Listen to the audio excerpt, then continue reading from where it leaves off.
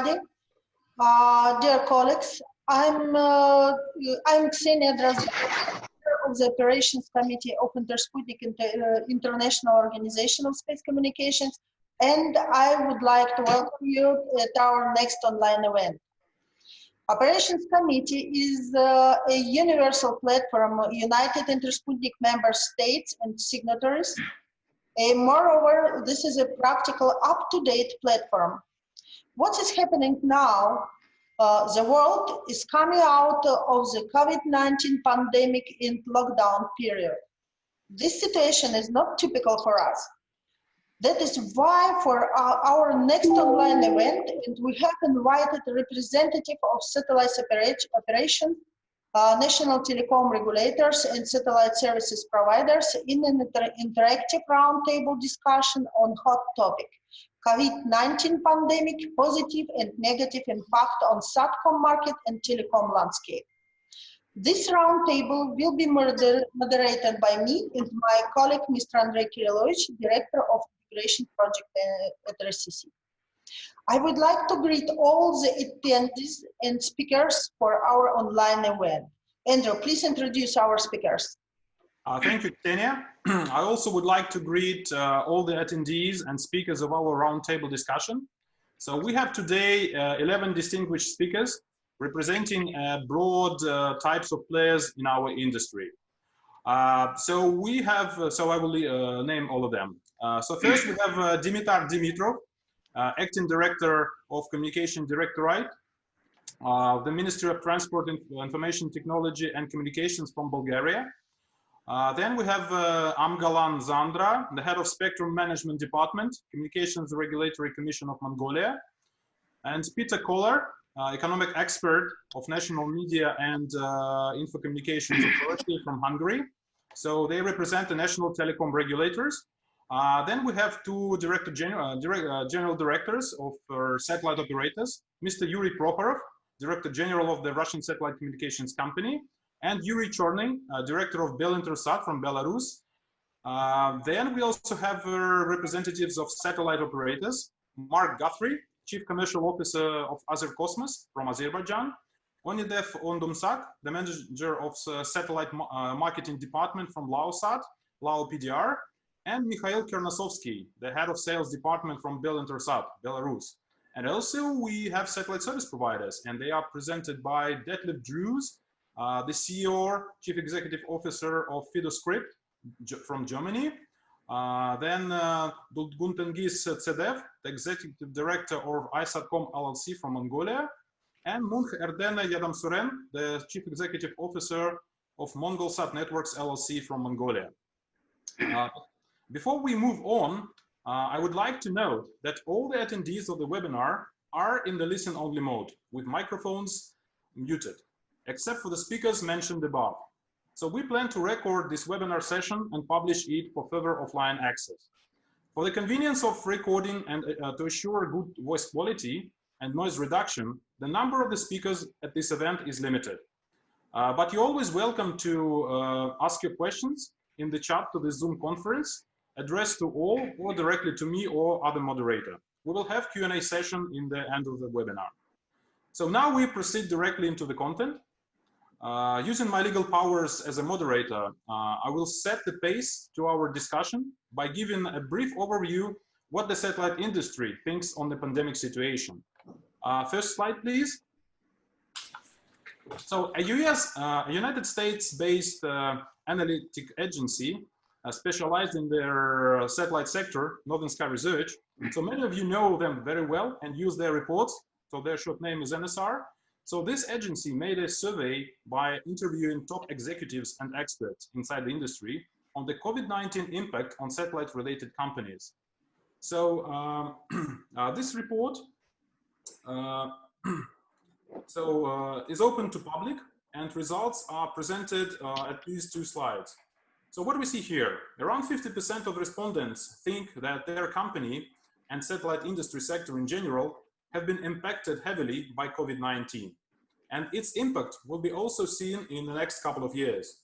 The majority of the experts think that our market will need at least 1 year to recover. But the analysts from NSR made even worse a forecast that the SatCom industry will need 3+ years to return to 2019 revenues after COVID-19 impact. Second slide, please. So another interesting intel from this report is the winners and losers in this post-COVID-19 world in terms of the satellite applications and verticals. In the value chain, all sectors have been hit hard, especially the manufacturers, because they had to stop the production. But Earth observation companies and satellite service providers, including satellite operators, are in a bit better position. As to the applications, satellite consumer broadband access, cellular backhaul, government and military, and media will have even a positive impact. This is what the satellite industry thinks. And outside satellite industry, we have very positive examples when pandemic has boosted the business of the companies. Zoom, for example, which we're using right now, had doubled the revenue increase. So they had a double revenue increase in Q1 2020. And I'm not surprised if they have even more in Q2 ending today. Netflix has added 16 million new subscribers, which is 10% of its total subscriber base, just in one quarter. So there are winners and losers, the winners as mentioned above, and losers like airlines. However, a good question is, will the winners be able to capitalize its short-term success in the future?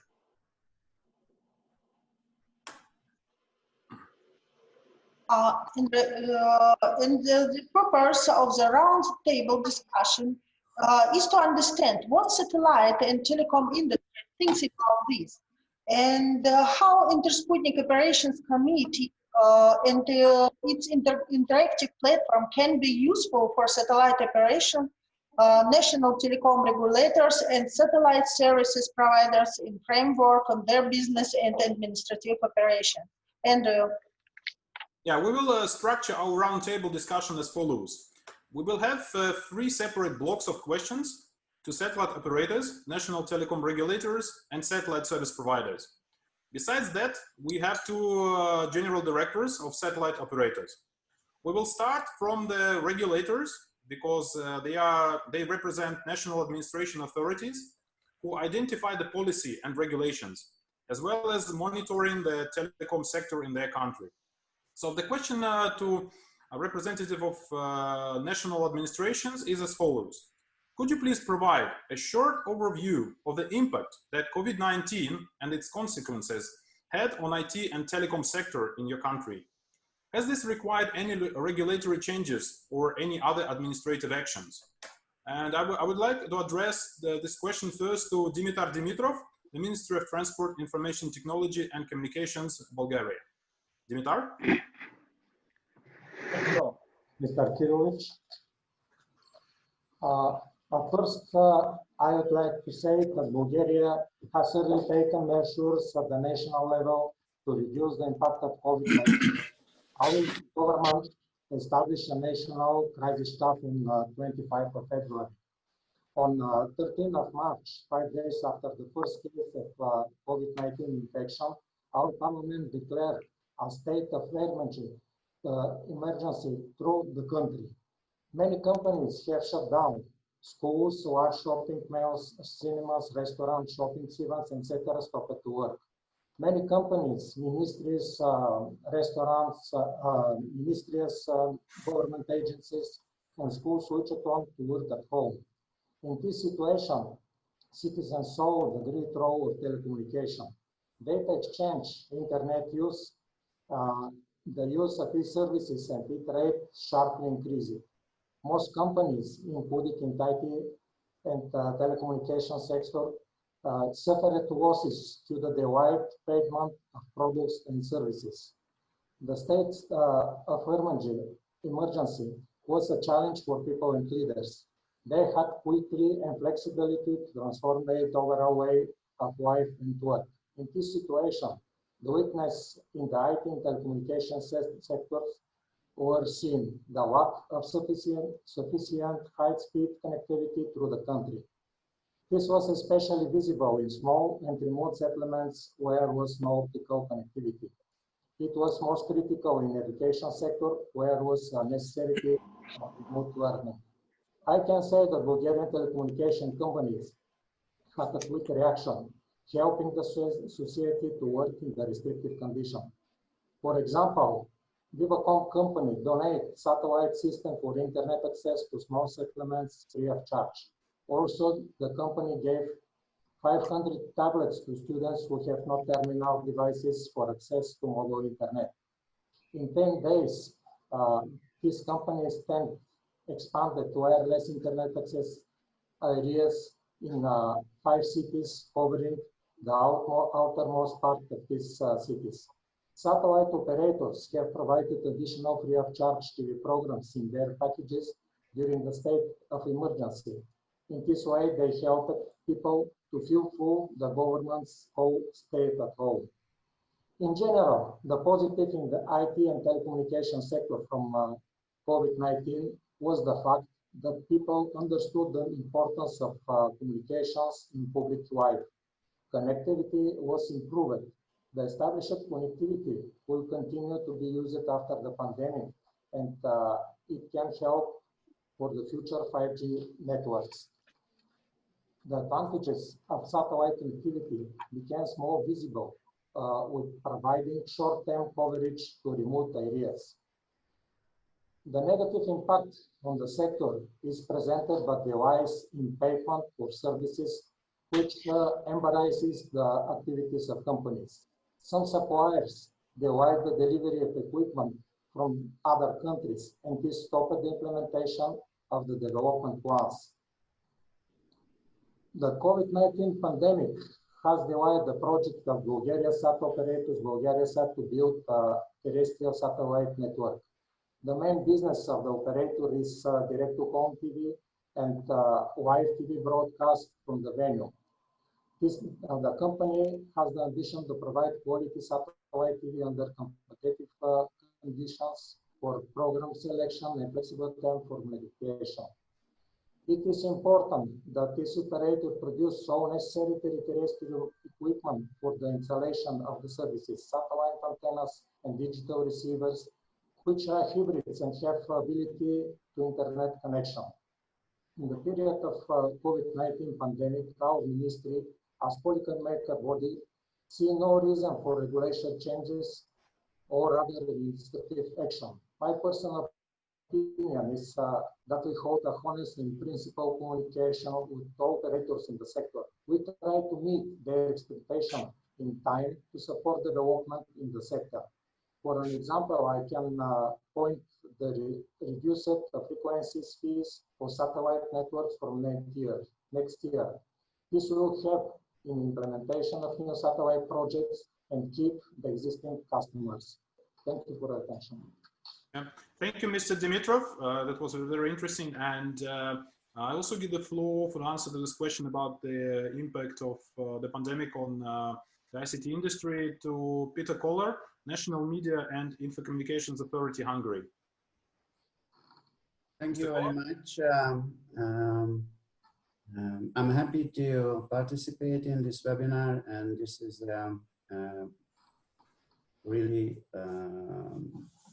I appreciate the opportunity. So I just try to give you a brief overview of what happened in Hungary. The COVID-19 virus changed the life of 1.6 million elementary school, high school, and university students, and also 200,000 teachers in various educational institutions in Hungary. The schools have been closed in the middle of March, and teaching went to the internet. The virus also changed the life of 1 million employees as they were ordered to work from home. This altogether almost 3 million people, which is 30% of the total population of Hungary. For these 3 million people and for another 500,000 pensioners, the use of digital services were vital to support their day-to-day work and life. Mobile and fixed communication networks, including satellite services, seamlessly operated and handled the increased voice and data traffic without any technical problems of failures. The average usage has been increased by 40%, but at some peak time, the increase could reach the plus 70% level. telco operators did their best to cope with the heavily increased voice traffic and data volume. It was necessary, if it was necessary, they did install additional equipment to increase the capacity of the networks or do quick fault handling to make sure that the subscriber can access all services. So what were and probably still are the key reasons behind the increased voice and data volume? First is keeping contact with the family members and friends. The virus is the most dangerous for elder people, so everybody was worried about their parents who could not be visited. The other factor is work from home. Office workers who mainly work on computers during their work hours could move home and continue their activities. Additional support solutions like Zoom and Microsoft Teams spread really fast. Online teaching was a big challenge for teachers, parents, and also for the pupils and students. It gave a tremendous boost for using digital solutions in those families, also which before the virus did not use the internet very often. Online media consumption and streaming. Use of services like Netflix or HBO Go were skyrocketing. Online entertainment and gaming. People close to their homes needed some entertainment, gaming, and playing on the internet, and this was very and still very popular. Online shopping.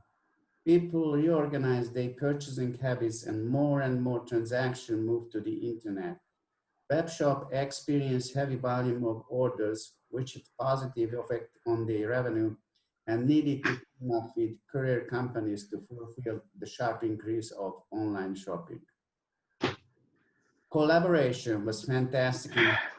Many companies and organizations offered their digital services or solutions to use free of charge during the pandemic period. Laptop, tablets, and phones were offered by various organizations and people for those who could not afford to have one. In case you had 2 or 3 school kids, you needed 2 or 3 computers to participate on remote school classes. It is estimated that the market value of those offers reached the value of 100 million euros.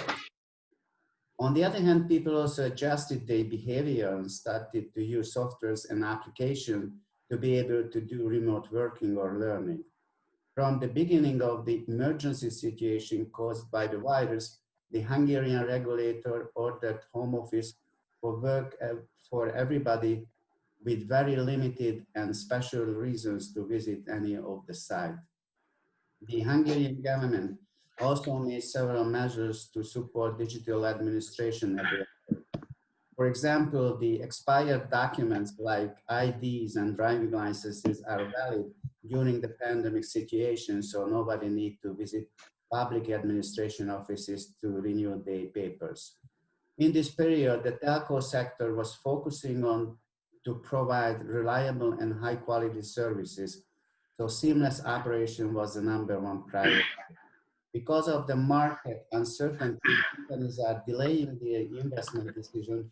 It means that in the mobile sector, the 5G deployments can slow down a little bit. The Hungarian regulator held an auction and sold 5G on March 26 this year to mobile operators to start commercial 5G services. 5G services are available in Hungary, currently in Budapest, but it will cover more and more areas as operators increase their network coverage. So overall, telco service providers represented the foundation of social life and activities during the emergency period, and now everybody can experience how important the telco services are always available, how important that the people, companies, governmental administration should rely on those services. Every country needs to emphasize the importance of education, educate people to use digital services for the benefit of themselves and also for the benefit of the whole society. So thank you very much for your attention. And Mr. Kohler, thank you very much for this interesting information. So as I said, we have a very broad and widespread geography in our roundtable discussion. So we heard two interesting informations from the middle of Europe, and now we are moving from middle of Europe to the middle of Asia. And I would like to give the floor to Amgalan Zandra, Communications Authority Commission of Mongolia. The same question about their input on the ICT sector. Hello, everyone. First, I would like to briefly introduce COVID-19 pandemic in Mongolia. The first case of coronavirus infection was registered in Mongolia on 10th of March. Today, number of new coronavirus infection reached 220 in Mongolia. All cases are imported, including 4 foreigners and 216 Mongolians flew from abroad. Currently, no community spread cases. The government of Mongolia, all emergency agencies and health organizations are still working hard and operating 24 hours preventing from COVID-19 since January. Currently, confirmed infection 220, deaths 0, recorded case 175, active cases 44. Regarding the major operation and services, all business shops, markets, and restaurants are working normally. The majority of hotels, leisure places are open. Domestic flights, train, and intercity buses normally run. Conducts only special charter flights to receive Mongolian citizens from abroad. National Emergency Commission will decide whether this restriction will continue or not. Maybe this week. Okay, all kind of education institutions, including universities, schools, and kindergarten, were closed since 27th of January. In order to increase digital response to challenges faced by COVID-19, Mongolian ICT sector and telecom administrations took following measures. Telecom operators provide free service access to education contents for them prepared by Ministry of Education and Science, which are also freely available on all TV channels and video on-demand service related web portal. Mobile network operators provide discount data service, flexible payment for their subscribers. Data usage is very high demand during this quarantine. Service providers of video on demand offer discounted and free contents. Mobile operators cut their tariff on international calls. Telecom operators free Wi-Fi access to for hospitals, as well as free data SIM card for people who works in frontline. COVID-19 pandemic-related hotline number 119 is launched to public and working 24 hours. And Parliament adopted a law on COVID-19 prevention, flight, and mitigation of its socio-economic impact. It reflects the regulations authorizing government to take necessary measures, such as calling quarantine and travel movement and time limits, as well as approving relevant regimes, procedures, and instructions to be followed during COVID-19 pandemic. Generally, with the above problems and big supports, Mongolian ICT sector's income is decreasing during this COVID-19 pandemic. Thank you. Yeah, thank you, Mr. Sandra. Thank you, Mr. Sandra. And now I would like to address my question to officers of 2 satellite operators, RSCC and Bell Intersat. Ksenia, before you ask your questions, yeah. I would like to make a brief note that our next 2 speakers, Director Generals, will be replying in Russian, and the consecutive translation into English will be made by an interpreter. Thank you. Yes, thank you. And my first question is to Mr. Yuri Chorny, Director of Bell Intersat Belarus. And could you please share with us your view on how the pandemic situation affected Bell Intersat business? Has your team managed to keep the customer base or maybe even to increase it? Mr. Cherny? Yes. Уважаемые коллеги, в начале своего сообщения я хотел бы поблагодарить модераторов Ксению Юрьевну и Андрея Валерьевича за оказанное нам воздействие и возможность участвовать в этом онлайн-мероприятии. Я переведу. Dear colleagues and friends, first of all, I would like to thank you, Ksenia Yuryevna and Andrei Valeryevich, for organizing this online event and for the opportunity to share the assessment of the impact of restrictions on our business. Наша маленькая страна не является вырванной из мирового сообщества, поэтому все проблемы пандемии, они коснулись нас в таком же объеме, как и предыдущих коллег. Our country is being a part of this pandemic, and my answer or director's answer will be almost identical as previous answers. На своем уровне мы внимательно следим за пандемической ситуацией в мире и четко соблюдаем все рекомендации ВОЗ и здравоохранения Республики Беларусь.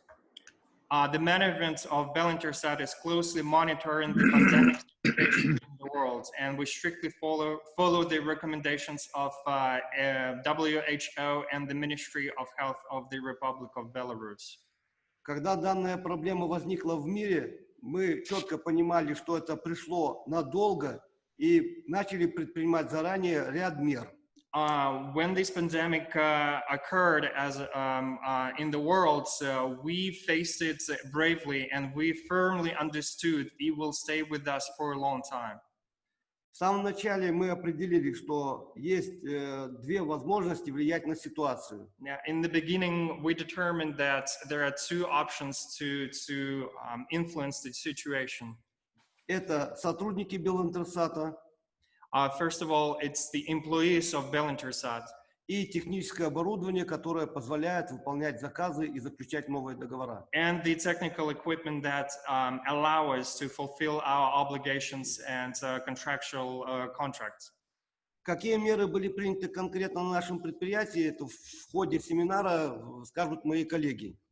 What specific measures have been determined to fight the pandemic? Our colleagues will tell you more about it. Что касается сотрудников Белинтерсата, мы можем с гордостью говорить, что до сегодняшнего дня у нас нет ни одного случая заболевания. As for the employees of Intersat, I can tell you that we have 0 cases of COVID among the employees. И для оказания качественного уровня услуг нам было заблаговременно закуплено и процесс продолжается необходимого дополнительного оборудования, запасных частей и мощностей по резервированию. And to fight the COVID-19, we successfully purchased the necessary measures, and we did the necessary measures to prevent the COVID-19, including the purchase of the medical supplies.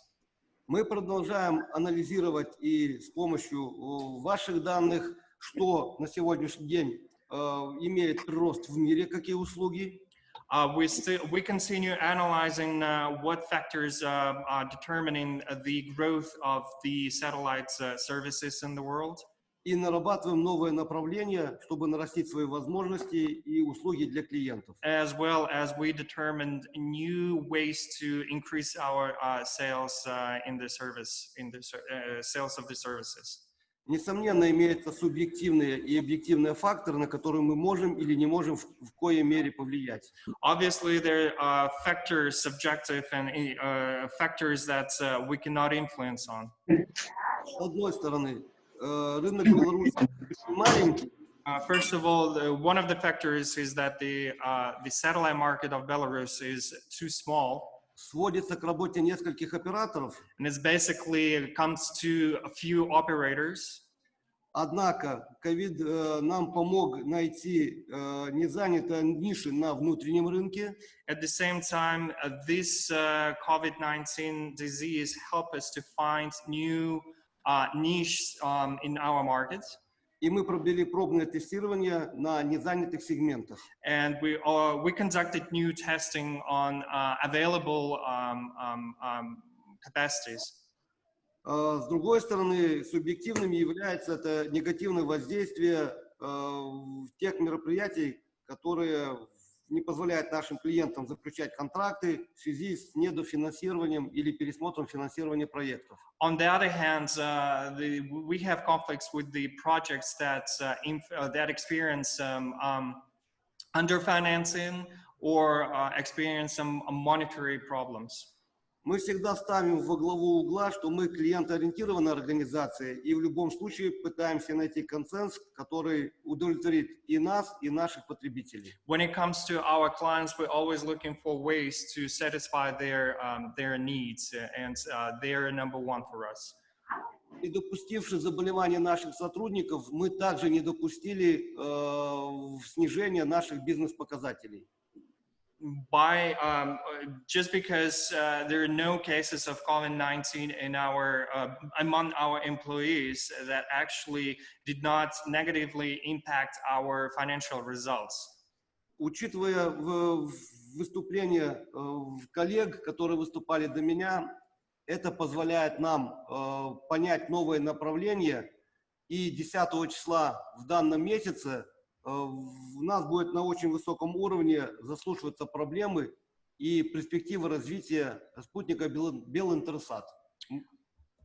Basis upon what we heard during today's conversation, we have determined that on 10th of July of this year, we will have an internal communication forum, problems and perspectives of our satellite network of Republic of Belarus.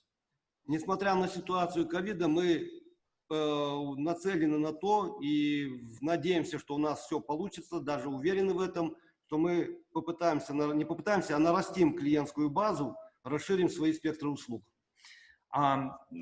Regardless of the COVID-19, we will do our best to increase the clientele or increase the sales of our services. Спасибо за внимание. Thank you so much. Thank you, Mr. Cherny. It's very nice that you are very optimistic, but I have another one question. Very briefly, what business drivers do you see for your company in the next 2 years, concretely?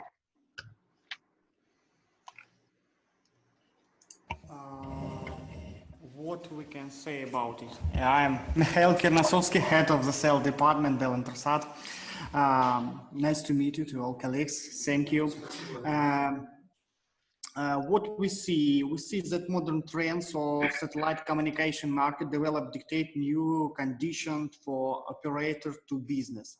Selling graph capacity becomes an effective tool to doing business in all world, and unable to cover operators' expense on launch to produce new satellite and large new spacecraft. When we forming requests from our customers, we see that they need whole services, completely turnkey solution to satellite, from satellite operators. We taken into account that Belintersat is, we try to actively working on this issue and try to sell not rough capacity from Belintersat satellite and to provide complex services, yes.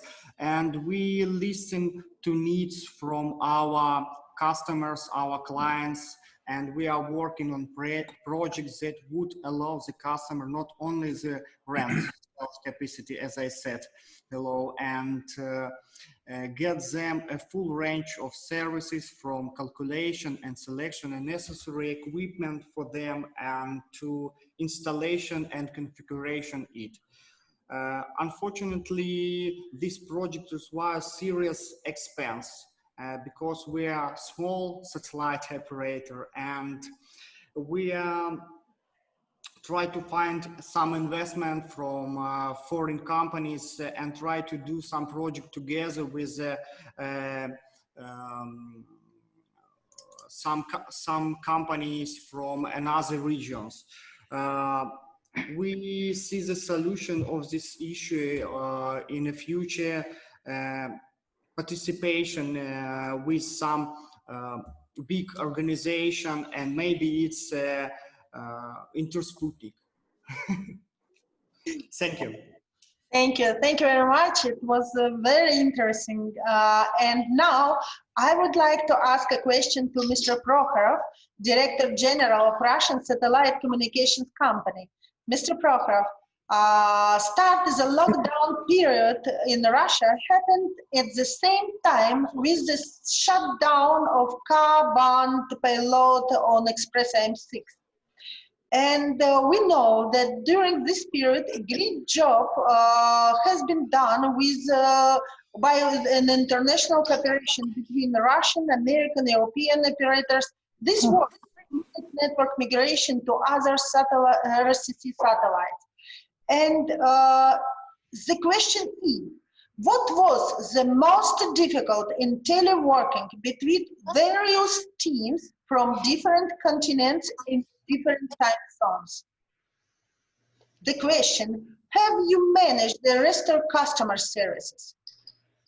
Mr. Prokhorov? Sir, very easy. Thank you very much for your question, and I ask Natalia to help us with translation, of course. Наше предприятие вместе с партнерами по предоставлению услуг в диапазоне, компании Eutelsat, Eutelsat Networks, Hughes Networks, конечно, пришлось проделать большую работу в очень сложных условиях. Наталья? When it came to recover the services on Ka-band on Express IM-6, I have to speak that together with our partners delivering services in Ka-band, as well as those companies as Eutelsat, Eutelsat Networks, and Hughes Network Systems, we had to operate in very tight conditions. Речь шла о восстановлении сервисов для тысяч наших пользователей, и разница в часовых поясах была лишь одной из трудностей, которую пришлось преодолевать.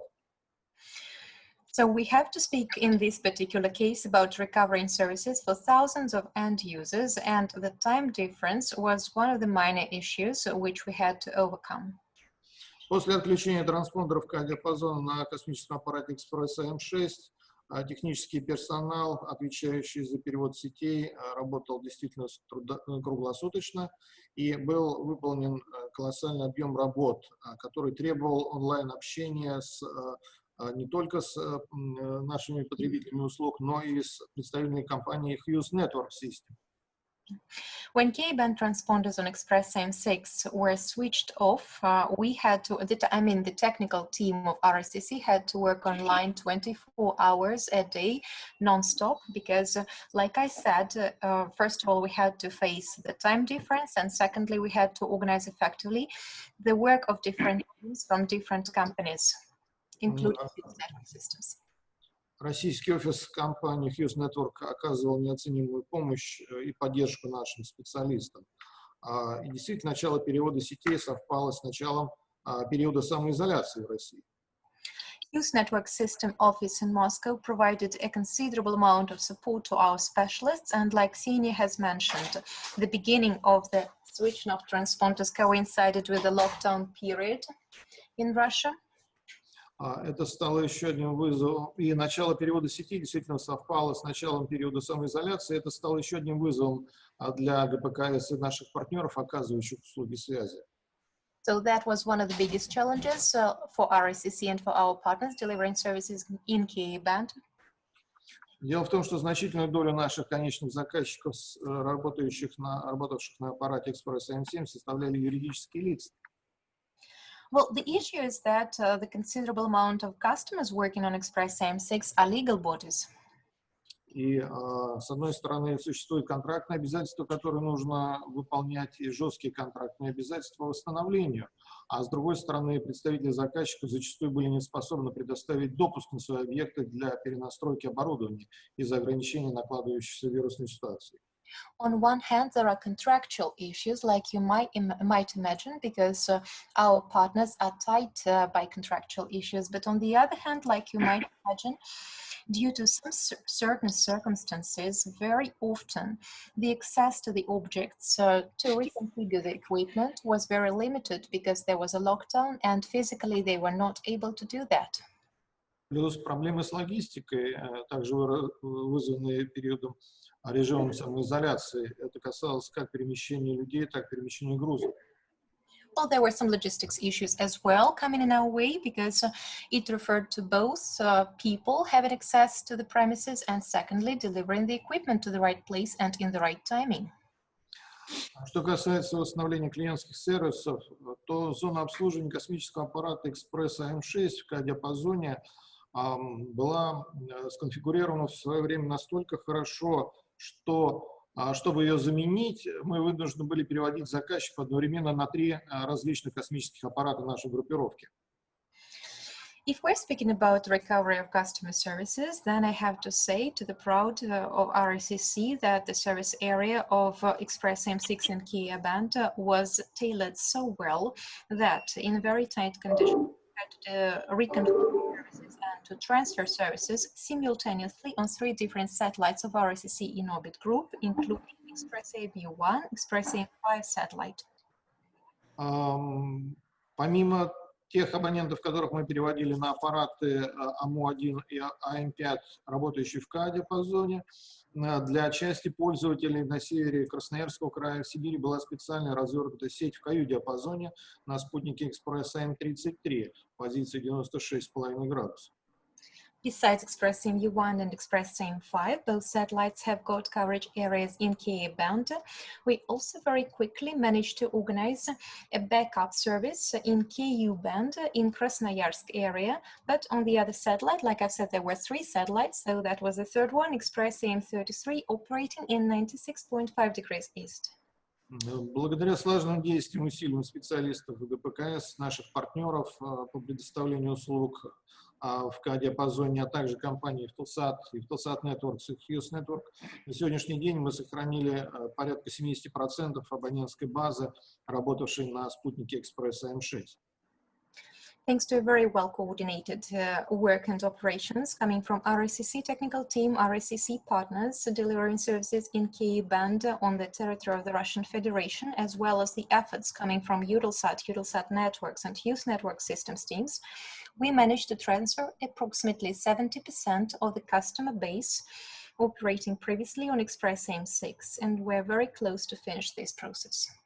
Говоря о воздействии COVID-19 на деятельность предприятия в целом, нельзя не упомянуть о новых формах взаимодействия и с производителями космических аппаратов. Speaking of the COVID-19 effect on RICC activities in total, I cannot but mention new forms of interaction with the manufacturers of satellites. Наше предприятие сейчас продолжает развитие орбитальной группировки. At the moment, we continue to develop the satellite RICC fleet. И мы находимся в 4 действующих контрактах на 4 космических аппарата. Currently, we are working on 4 satellites to be launched in the future, in the nearest future.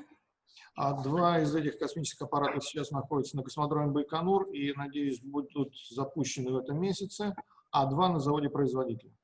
Well, 2 of these 4 mentioned satellites are already at Baikonur, and those birds are waiting to be launched very soon, hopefully this month, and 2 satellites are currently at the manufacturer's premises. Конечно же, вирусная ситуация усложнила деятельность нашу на космодроме и изменила формат взаимодействия с нашими партнерами из Италии, которые поставляют нам полезную нагрузку на 2 наших новых аппарата.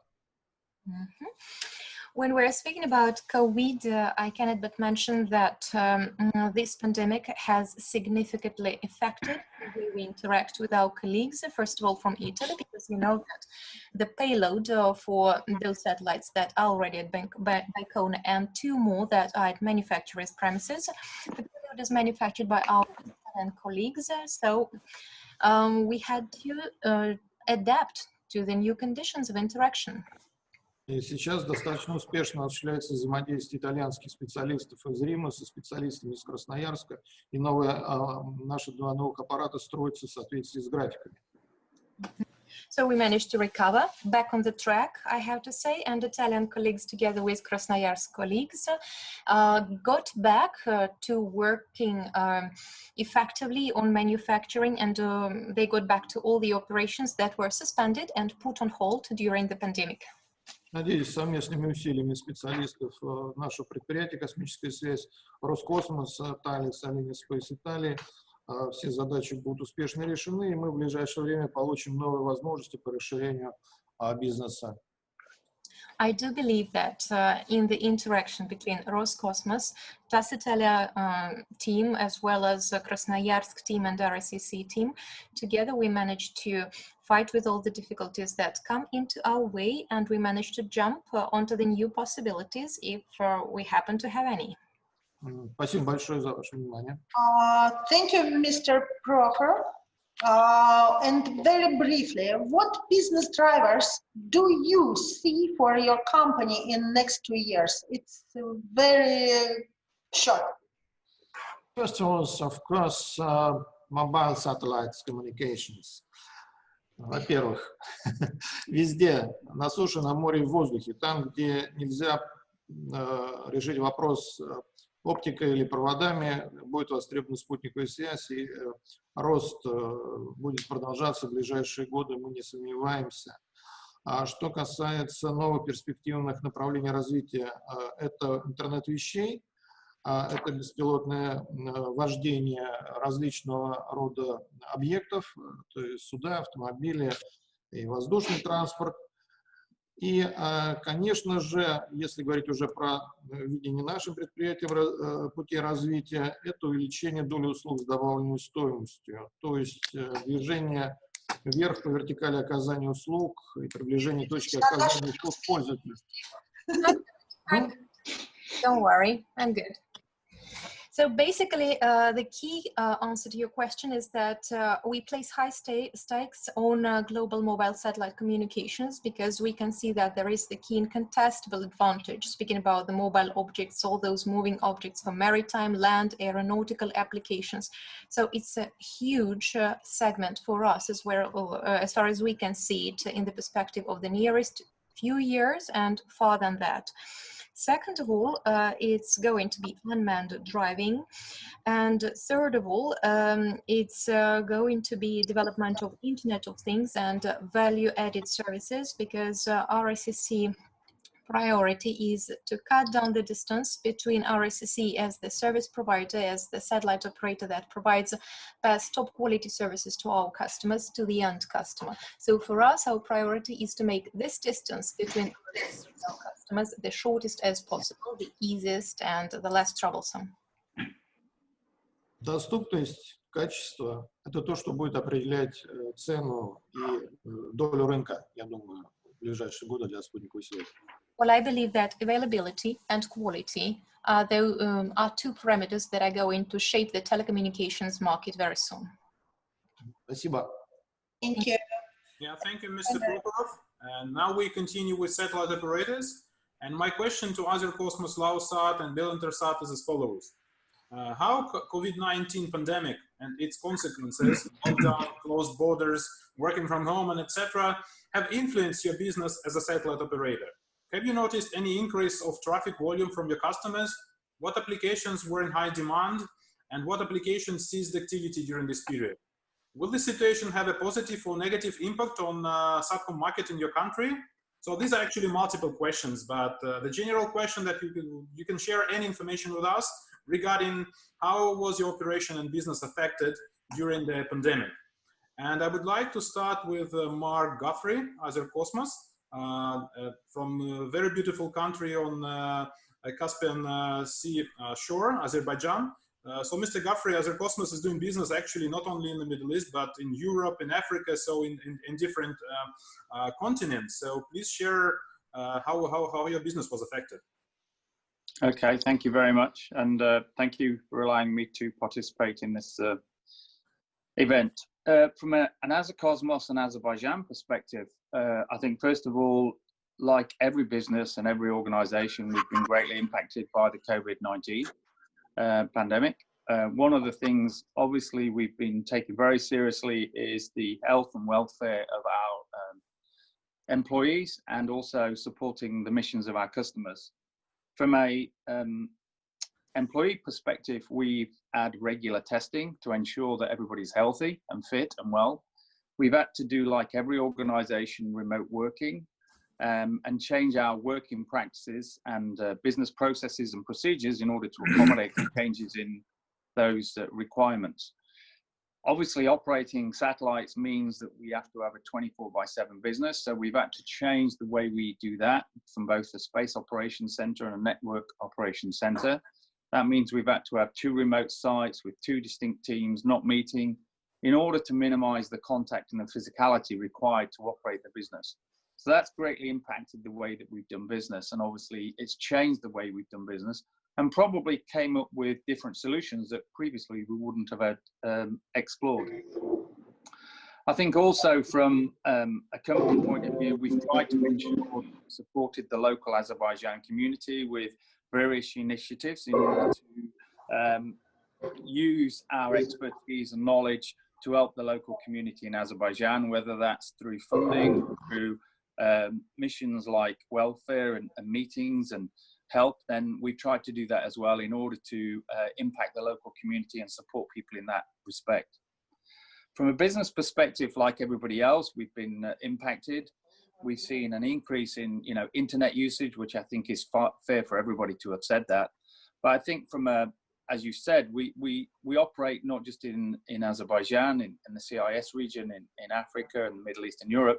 We've seen a general consensus that internet traffic has increased. TV media business has remained stable, and in fact, probably a slight increase because people are at home more, so they need entertainment, they need access to TV, media, videos, online streaming, so all that has seen a general increase. I think where we've been greatly impacted is on the occasional use business. So those sporting events, TV shows, reality TV shows, where social distancing has meant that these have had to cease in effect. So for the last 3 months, we've seen a huge impact on our occasional use business, such that it's probably decreased by 90–95%. But we're slowly now seeing that increase on a gradual basis, primarily with the social distancing measures, which have been reduced. And in some cases, this has impacted, obviously, the ability for sporting events to go ahead, for reality TV shows to restart. So that has seen a slow increase in our, how would you say, our occasional use business over time.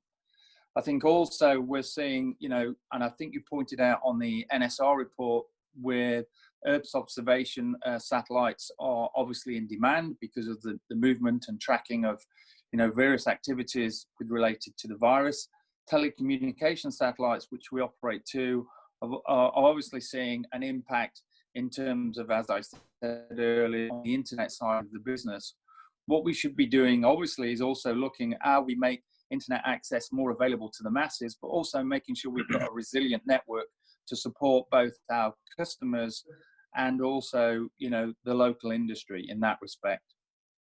I think from an Azerbaijan point of view, we're obviously concerned about how this is impacted, not just on a regional, but a national level as well. So we're doing all we can to support our customers and their missions to achieve not just, getting their businesses back to normal, but also trying to put some resilience and redundancies into their services to avoid future issues which may result of a resurgence in the pandemic or anything else that can happen in the near future. I think in terms of new ways of working, I think the previous speakers have mentioned about using Zoom, Microsoft Teams. I think the other impact on that, on people working remotely, is the fact that they can feel quite distant from their colleagues. So one of the things that as a Cosmos and the teams internally are trying to do is trying to make sure that we're in constant contact with all the team members, making sure they're supported, giving them information and support on how they can remotely work effectively, but also keep contact with their colleagues. Those meetings or the ad hoc meetings that used to take place by coffee machines and cafes, etc., have been very difficult to do because of the remote working. So I think it's important from a mental health issue and as a client and a welfare issue to support your your employees and making sure that you're in regular contact. So one of the things we've encouraged our teams and our directors to do is to organize team meetings on a regular basis, keep in contact with their team members to support them through this crisis, because it's not just, you know, making sure they're healthy, it's also making sure that they are able to work effectively, you're able to support them through this and to help them in any way that you can. I think in terms of increases in traffic, obviously universities, schools, online learning, which the previous speakers have mentioned, also things like telemedicine. So we've seen an increase in that activity, especially across those regions where they don't have the ability to access local hospitals as well as maybe they do in other developed societies. So telemedicine has seen an increase in supporting, you know, the testing, the results of the coronavirus across, certainly in Africa and parts of Asia. I think from a business perspective, you know, we're hoping that over the next few months that we start to return to some levels of normality. As I previously mentioned, you know, the occasional use business is starting to see an upturn in activities because of the returning sporting events and reality TV shows. And we're starting to look at, you know, an increase in the TV side and the media side of our businesses as well. So I think, you know, there are some positive signs on the horizons. I think, as your report said, the NSR report mentioned that it will be some time before satellite operators see a return to revenues of 2019. I would think it will be between 1 to 2 years, because it's just going to take that amount of time to get businesses back operating to a full level, whether it be the satellite operators or their customers or service providers who support them. So I think from an Azerscosmos point of view, Jan, we have, you know, very much like everybody else been impacted, but we've very much looked at the way we've done business in order to improve our services and our customer support for future opportunities. Okay, thank you, Mr. Guthrie. Yeah, thank you very much for this interesting reply. And I would like to move from Azerbaijan to Southeast Asia, to Laos PDR. And my question is to Onideth Oudomsak from Laosat, a satellite operator from Laos. Same question to you, Mr. Oudomsak, about the impact of COVID-19 to your operations and business. Yeah, of course. For the COVID-19 in our country, even in Laos, the mostly have the impact to our country very serious. But get to the point, for the satellite now, is impact for Laosat in overseas market very difficult for us. In overseas market, we plan many transporter leasing contract in Q1 of 2020, but all of our contract and the payment postponed when the COVID-19 happened, and up to now we don't know how to deal with this.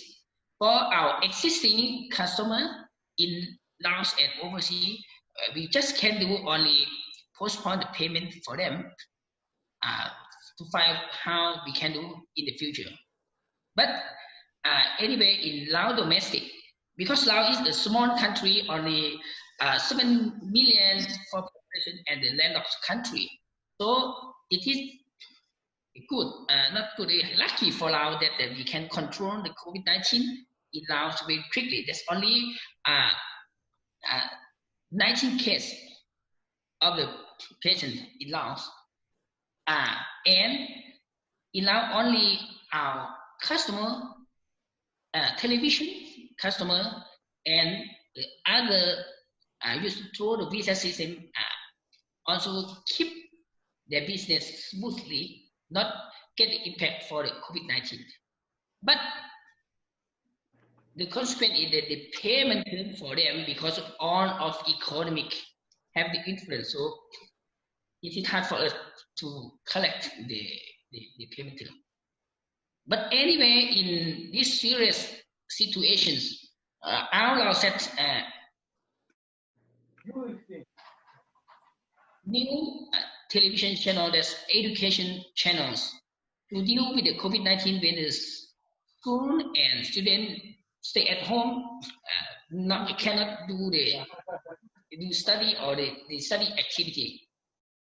So in this case, because Laos we have not only the satellite operation, we also have the DTH service and telecommunication service. So we can push the service in package for Lao government via the transporter and the internet access and entity for our message of education. So for this situation, the positive side is we can help the government to launch a new service in satellite, but also in the negative, in the visit, impact out for the payment term, very, very serious. Thank you for that. Yeah, thank you, Mr. Oudomsak. And we continue our journey all around the world, and we're getting back to Europe. And the same question about to me, Mikhail Kernasovsky, Intersputnik. Mr. Kernasovsky, just your Director General have mentioned the impact on the company's operation. But so my question to you is more about the impact of the pandemic on your business, because you're doing business also in Europe and Africa. So please. Okay, thank you. I tell some words about this problem and then give the word to my boss, Dmitry Zakalukin. So, of course, Intersat felt impact of global pandemic, especially in the early stage when China was the first face of this problem. Do you hear me? Okay. There were a problem with the financing, and the even serious discussion were held about of possibility of canceling some our projects.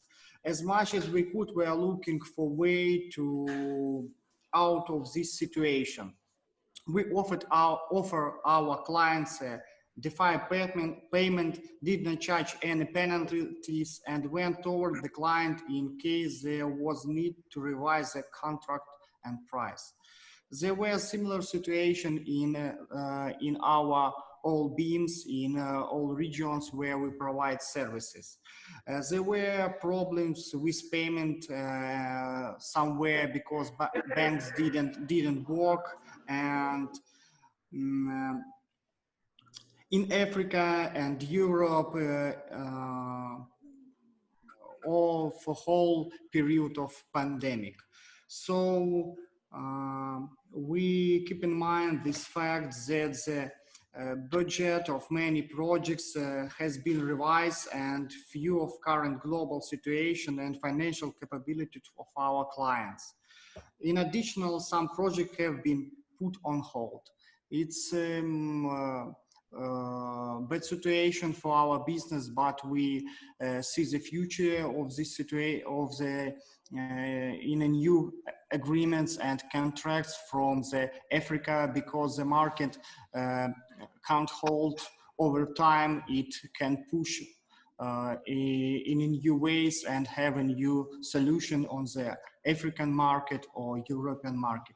We have some opportunities to provide the services in the European market, not capacity, it's a whole service with the equipment and something else. And then I give the word to Dmitry Zakalukin. He edited me something.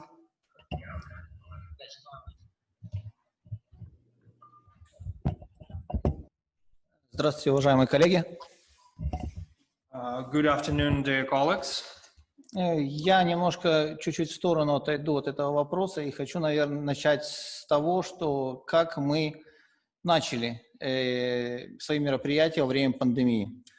First of all, let me tell you how we started our action to fight against the COVID-19. В январе стала поступать информация об этом страшном как событии пандемии.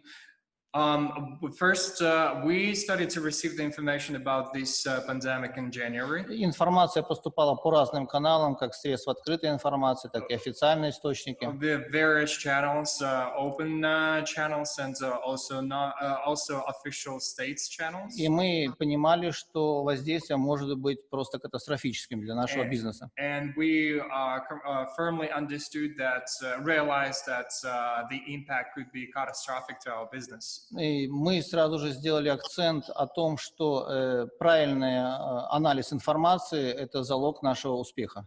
And realized that the analysis of the information is the main frame of our success. Максимальное количество переговоров мы провели с китайской стороной, которые попали в центре событий были, и максимальные консультации получили от них по поводу их действий во время пандемии. The maximum amount of meetings and discussions we held with our Chinese counterparts right before they were hit by the pandemic. Мы разработали несколько сценариев наших действий. And we actually had a plan. We decided to have several plans to play around this situation. И могу вот сказать, что самый сложный вопрос был, когда на вопрос, что делать, когда COVID, будут больны дежурная смена, и китайская сторона сказала, что они закрывали полностью дежурную смену на 15-20 дней на месте дежурства. For example, as for the employees of the ground control station, when we asked this question, what we're going to do with if the pandemic will happen among the employees, what we're going to do, and the Chinese counterparts said that they shut down entirely the ground station. Для нас это было практически, то есть смертельно, и первым, что мы сделали, это ограничили контакты дежурной смены. So we couldn't afford that, but at the same time, that would devastate us, our business, and we actually limited the access to our ground station. И полностью сократили документооборот бумажный именно, полностью перешли на электронный документооборот. We entirely switched to e-documents, bypassing the physical exchange of documents. Конечно, организовали очень жесткий контроль с температуры, самочувствия людей, самоконтроль повысили. We did some preventive measures by checking the temperatures of employees. Когда мы поняли, что все организационные меры по дежурной смене закрыты, обратили внимание на наши продажи. То есть у нас были какие-то планы по регионам, по работе, и поэтому перешли к второму вопросу. When we fulfill all these measures and we switch to the sales. Конечно же, объем обращений от клиентов увеличился, мы это увидели. И основное направление – это именно удовлетворить все вопросы, все обращения клиентов. We experienced some increase in requests from our clients, and of course, obviously, we switch all our efforts to fulfill these requests. Это период, вот эти пару месяцев, они показали готовность наших специалистов по продажам, как они могут вести переговоры без личного присутствия. То есть, знаете, без face-to-face лицом. And this pandemic actually proved that our sales employees proved to be very professional, and they were able to conduct sort of online business meetings versus to face-to-face business meetings. И по прошествию первого квартала, проведя анализ наших действий и действий других операторов, которые в открытых сетях массовой информации есть, мы хотим сказать, что мы не сдали своих позиций. And judging by the numbers of the first quarter of this year and judging by the numbers of our competitors, мы не сдали своих позиций, мы остались на уровне. Сохранили показатели. Our level of sales actually didn't significantly drop. and it stayed on the same level.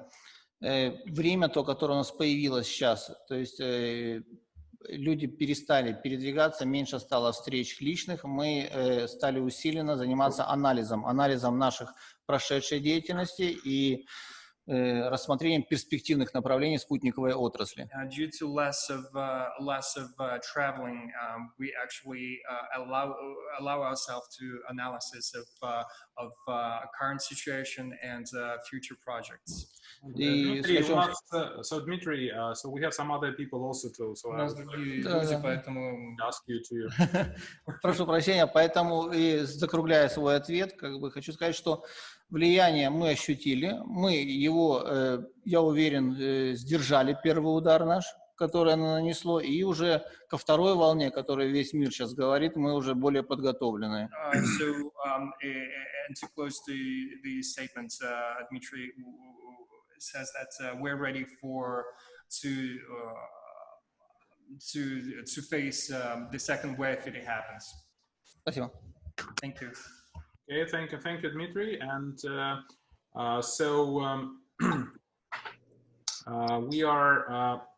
we have the final block of our roundtable discussion. So the service providers and teleport operators who deal directly with end users. And my question to them is, what is your experience as service provider in operation during pandemic?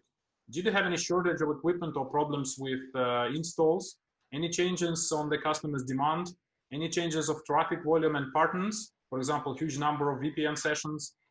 Did you have any impact on revenue or any delays in the implementation of new and current projects? So again, these are multiple questions. So I'm just, so please provide us any feedback on how did your business been affected and changed during the pandemic. And I would first address this question to Mr. Detlef Drews from Fiduscript from Germany. So you operate the teleport, right, and VSAT networks. So please share how your business was affected. Mr. Drews? Yes, we are operating in Berlin-Wannsee teleport. We have uplink services there for KASAT, for Eutelsat.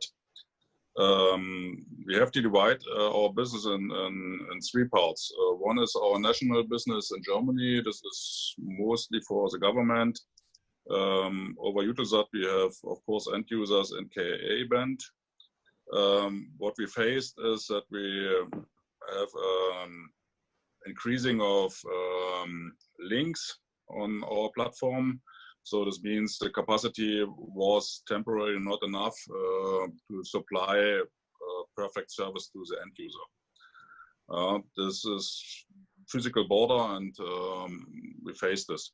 The second problem for us was that, of course, a big quantity of our national customers from the commercial sector were going out of order because lockdown and other reasons, and we expect for the near future big problems in payment of our end users. Over the period of lockdown, a lot of small and medium companies were financed by the government, and we have to see how it's going on in the next couple of months. The international business, the existing connections, there was no impact by COVID. The links are working fine, but we have no new business because we cannot travel, we cannot meet our customers, and we have business which is depending from installations on site and support, and we cannot do everything by the electronic way. We also see winners and losers. I think everybody who is today responsible to build up the physical telecommunication lines is a little bit on the loser side because he has to invest. The income for the next future is not very clear. And the winners are the nice services like Zoom, like Microsoft, Skype, whatever. The typical development which we faced also in the last couple of years, that we have huge companies like Amazon, Google, and so on, which are using our communication networks, and they are the winners of the whole development. The third problem, what I see is we are developing our own satellite projects, and we have a delay now by 6 months only because we cannot travel, we cannot discuss technical and financial issues direct with our investors.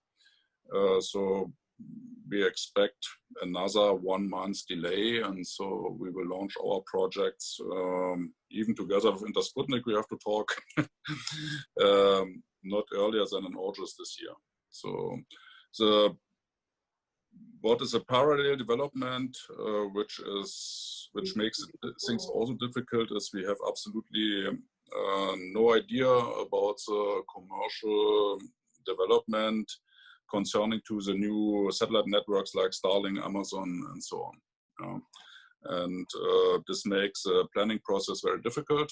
And we can plan today only based on, let's say, governmental business, where the payment is secure. When I look to the commercial sector, I cannot tell you exactly how will be the development in the next 6 months. You are right, COVID pandemic is a little bit down now, but I believe that the financial crisis is incoming in the next couple of months. And we will see how they hit our business in the future. Thank you very much. Okay, thank you, Mr. Drews. And the same question about the impact of the pandemic on the business of their service provider, I would like to address to Mr. Dolguntangis Tsedev, SatCom LLC. So, Mr. Tsedev, you also operate a VSAT network in Mongolia. So, how it was affected? Hello all. Thank you for giving us such opportunity to join this meeting. And SatCom is a small service provider compared with the other countries because Mongolian population is only 3 million. We are our company providing a satellite communication service to the local government and private organizations as customs, banking, mining, and the tourist camps, etc. During the pandemic, we are just trying to save existing customers. Our customers, some customers still not able to pay the monthly fee, so we are giving them some discount in order to save them. Regarding the traffic volume, it's not increasing, just decreasing because we are losing some customers who is nearest to the border, Mongolian border. We had some projects for good solution to the tourist camps, but we cannot start this project because of COVID-19 pandemic. Okay, thank you. Okay, thank you, Mr. Tsedev. And besides telecom providers, we also have a DTH operator with us, Mongolsat, who is providing broadcasting services to subscribers in Mongolia. So this will be a view from the broadcasting industry. And my question to Mikhail Yadamsuren is as follows. Have you noticed any changes in the consumption of the TV content since the majority of the people got stacked at home for a long period? Did this result in the boost of new subscribers add-ons? Or current subscribers simply signed up for more premium packages? In other words, how the country's lockdown influenced your satellite broadcasting business? Mr. Yadamsuren, please. Hello, everyone. So, my name is Muk, it's Mongolsat here. So I want to introduce our situation during the pandemic. So, our service is free TV in Mongolia, so we don't charge the end customer. So the positive thing in pandemic, our new customer growth rate is double during the lockdown. The city,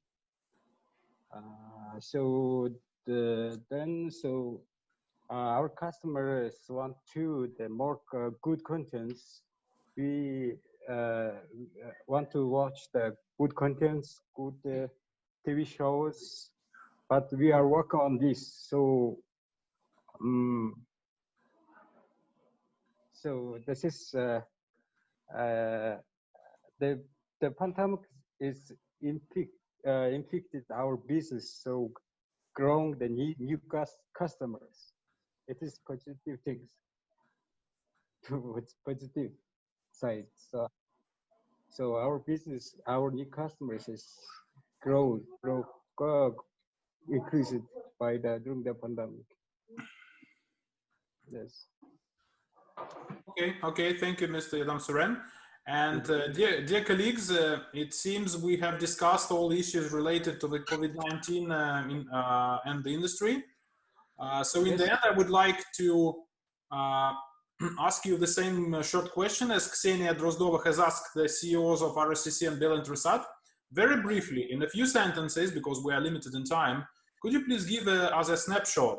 What growth drivers do you see for your company in the next 2 years? The same question is also for the representatives of the national telecom regulators. What drivers will boost telecom sector in your country in the near future? Just very briefly. And I would like first to address this question to Mr. Amgalan Zandra, Communications Regulatory Commission of Mongolia. Mr. Zandra. Okay, hello everyone, thanks for a question. In Mongolia, however, 3G and 4G service broadly implemented in the country.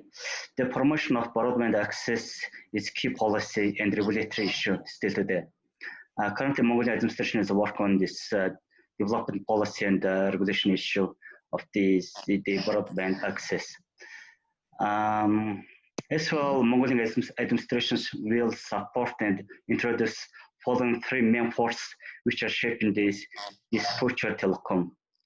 First, 5G and network functions virtualization. This technology will bring greater network efficiency to deliver high value and service promised by 5G. Second, growing mobile ecosystem, which includes the rise of Internet of Things. Third, value-added and managed service. Communication service providers are adopting new technologies and methodologies to improve operations and business processes. Example, live streaming, location-based service, mobile advertising, mobile money, OTT, so on. Okay, thanks. Okay, thank you. And the same question to Mr. Dimitar Dimitrov, Minister of Transport, Information Technology and Communications from Bulgaria. So what drivers will boost telecom sector in your country?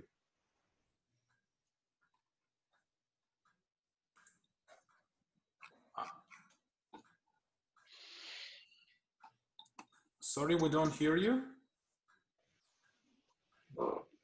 Yes, now it's working, yeah. Oh, no. Dennis, can you switch on the mic, please? Mr. Dimitrov, we don't hear you. Can you?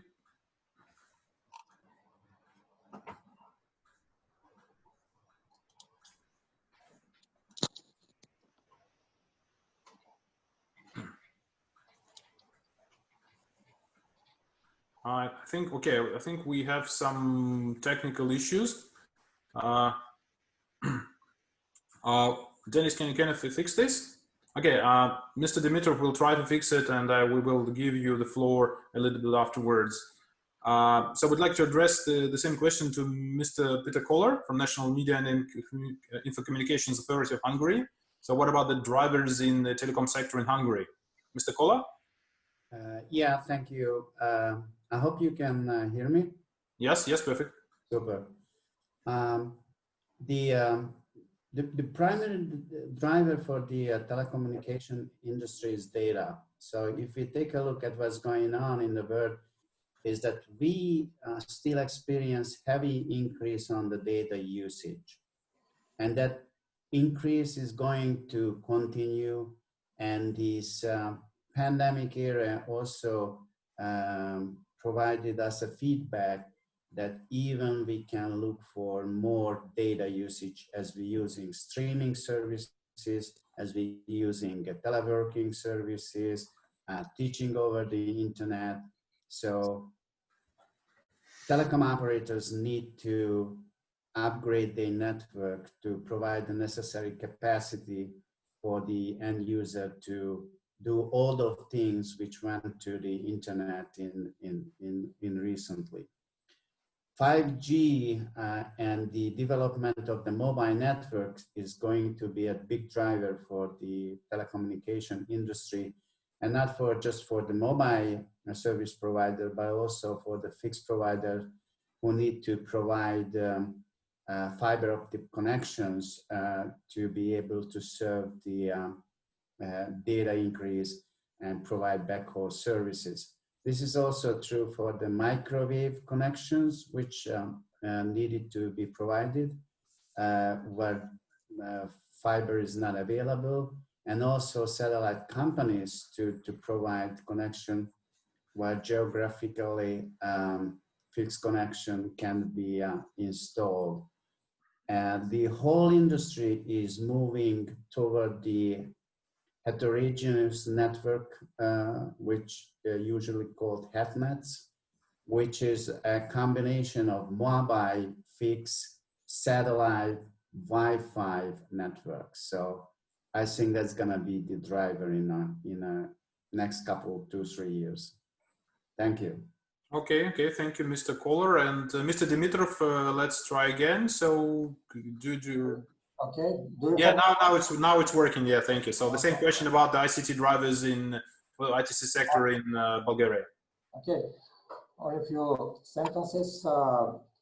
In the next few years, our country will work on development of 5G networks, and as a result of pandemic, our operators extend their networks, and this established connectivity will help us to develop a 5G network. In the same time, I would like to say that there is a need to make a balance between optical networks and satellite networks to ensure this reliability connectivity in the place where it's not optical, and there is difficult to repair optical networks, which can work for the next generation connectivity. Thank you. Okay, thank you, Mr. Dimitrov. And so now we move to business. And the question is to Mr. Mark Guthrie. So what growth drivers do you see for SatCom's development in the next 2 years? Thank you very much. We as investing in managed services, key solutions, platform services, are all ways in which we can expand our reach into the community, not just into the region. We're looking to build on our service product. We're also looking to expand our very new. Mark, I think you've got a problem with the connection because we hear you very badly. Could you please maybe reconnect? Hello? Yeah. Yeah, okay. Can you please reconnect, and I'll just address the question in a few minutes, okay? Thank you. Connected. Okay, thank you. So I will address the same question to Mr. Oudomsak. So what drivers do you see for Laos growth in the next 2 years? Mr. Oudomsak? Yes. For the telecom sector in Laos, now Laos division is the ASEAN ICT Master Plan 2020. That main driver for the ASEAN economic digitalization. So we try to upgrade ability ICT for the operation. Now, last year, Laos already trial for 5G network in capital Vientiane. So via this, we plan that during this 2 years, we will serve the service in the distance education, training course, and the seminar, also the government service, economic innovations, connect people to people. So I think in the question is next 2 years or next 5 years, we also do the plans in the the roadmap of the ASEAN ITC Master to boost the telecom sector in Laos. Thank you so much. Okay, thank you very much, Mr. Oudomsak. So while we're waiting Mark Guthrie to get back to us, so I would like to address the same question to Mr. Detlef Drews, Fidoscript. So what are the drivers for Fidoscript growth? As a ground station operator and producer of satellite equipment, we see for the next couple of months more problems. We try to direct our activities to our strategic projects for the next 5 to 10 years. This means we are focused more to launch our own satellite projects. And by the way, we will invest more in new satellite technology for the ground segment. And also, I see a big problem for the future in IT security. We have today only a handful of players in this market, and mostly not from our country. So we take care that we developed our own IT security programs and our own services, like such video conferences, like such very closed user rooms, multimedia applications with a higher security level. This is a plan for the next couple of months. We see us in the front of a crisis, not in the end of a crisis, and so we have to focus our activities more for the next 5 years and to the next 2 years. Thank you very much. Okay, thank you, Mr. Drews. And so the same question is to Mr. Tsedev. So what are the drivers for SatCom LLC? Today we are just waiting. The good time will come soon, and but sorry, I'm not.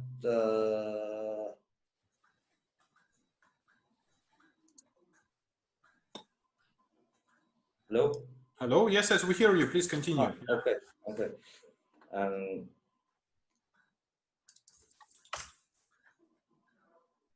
Hello, Mr. Tsedev. So please continue. Yes, we hear you perfectly. Okay, thank you. And we are just trying to reach the others, like a family who lives in the countryside, and this is the one of our projects to reach them. And so next 2 years we will try to reach to the family with the satellite communication service, with the television, internet, and telephone service. Okay, thank you very much, Mr. Tsedev. So Mark Guthrie is back with us. So Mr. Guthrie, so again, the question about the drivers for the growth of Azerbaijan. Hi, thank you. I think from an Azerbaijan point of view, we're looking very much into turnkey solutions, managed services. Internet, we started to deal with our clients on in particular, given the current data requirements. And that in investment and collaboration with industry experts in building the Azerbaijan space industry to a much greater level and expertise. And that's where we think we'd see the growth in Azerbaijan and industry in the next few years. Okay, okay, thank you, Mr. Guthrie. And the question, the same question is to Mr. Oudomsak about the Mongolsat drivers and its DTH network. Mr. Oudomsak? Hello. Please repeat again the question. It's what are the growth drivers for your company in the next 2 years? Next year, we will focus the countryside customers, end customers. So, and the contents, we will focus on the end customers of country around the end customers who live in the countryside. So we will focus only these fields because the open areas, open area customer always watch the streaming service. But during the pandemic, the streaming service platform is expanding. So we will focus the countryside next 2 years.